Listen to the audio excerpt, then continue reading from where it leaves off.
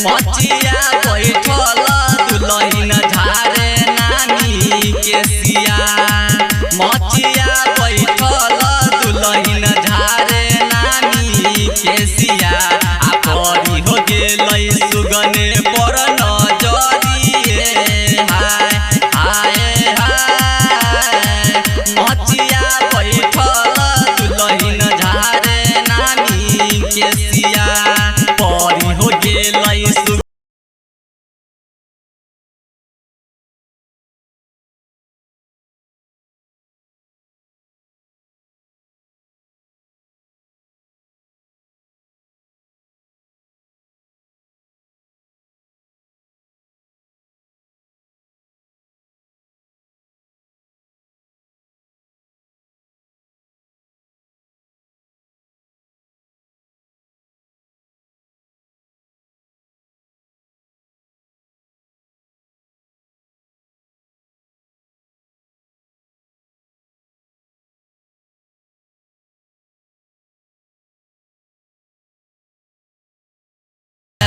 तोहरो के देवर सुगना दही चूड़ा भोजना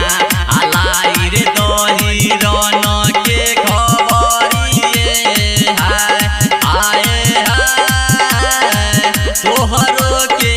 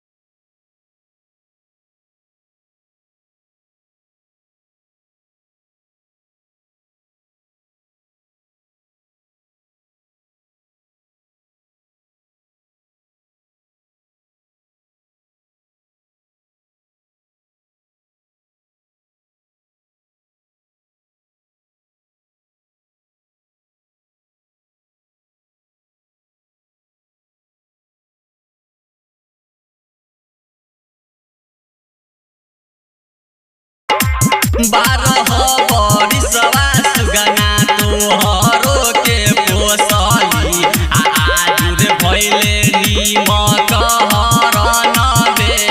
हाय हाय हाय